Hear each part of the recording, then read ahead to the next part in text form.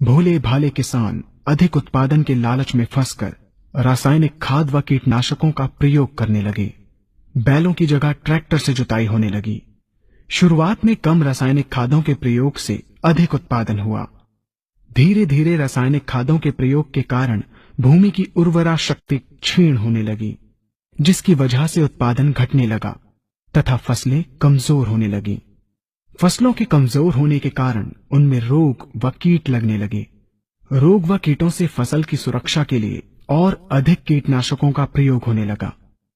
एक तरफ ज्यादा उत्पादन के लिए अधिक रासायनिक खादों का प्रयोग होने लगा, वहीं दूसरी तरफ फसलों को रोग व कीटों से बचाने के लिए अधिक विषाक्त कीटनाशकों का प्रयोग बढ़ गया, जिसके कारण उत्पादन लागत बढ़ी और किसान को लाभ कम होने लगा, बल्कि छोटे किसान कर्ज में डूबने लगे।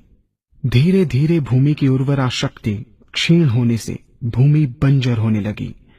रासायनिक खाद व कीटनाशकों के कारण खाद्यान्न भी विषाक्त हो गए तथा जलवायु भी प्रदूषित हो गई, जिसके कारण मानव पशु पक्षियों के स्वास्थ्य पर प्रतिकूल प्रभाव पड़ा, जिसका परिणाम आपके सामने है। मानव स्वास्थ्य पर रासायनिक खादों के पड़ने वाले प्रभाव को आप ऐसे समझें।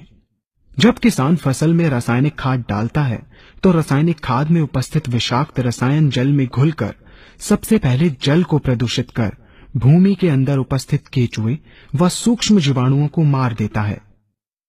ये बात सभी किसान अच्छी तरह से जानते हैं कि केचुए व अन्य सूक्ष्म जीवाणु भूमि की उर्वरा शक्ति को बढ़ाने के लिए अति आवश्यक होते हैं।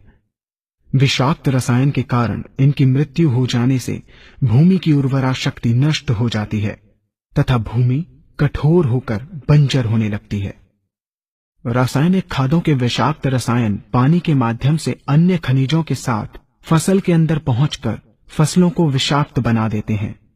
बाद में जब खाद्यान्न के रूप में मनुष्य या अन्य पशु इन्हें खाते हैं तो ये विषाक्त रसायन मानव स्वास्थ्य पर बहुत ही बुरा प्रभाव डालते हैं तथा मनुष्य के अंदर तरह तरह के रोग उत्पन्न करते हैं। जब हम जैविक खाद का प्रयोग भूमि पर करते हैं तो जैविक खाद पानी में मिलकर पानी को प्रदूषित नहीं करती। जैविक खाद भूमि के अंदर उपस्थित उर्वरा शक्ति को बढ़ाने वाले जीवाणु तथा केचुओं की संख्या को तीव्रता से बढ़ाती है, जिससे भूमि की उर्वरा शक्ति बढ़ती है तथा भूमि छिद्र युक्त एवं भुरभुरी हो जाती है, जिससे वायु और प्रकाश भूमि के अंदर गहराई तक प्रवेश करते हैं, जिसके कारण भूमि में तापमान एवं आर्द्रता का संतुलन बना रहता है और फसलें मजबूत होती हैं। जैविक खाद में विद्यमान तत्व खाद्यान्न के माध्यम से मानव व पशु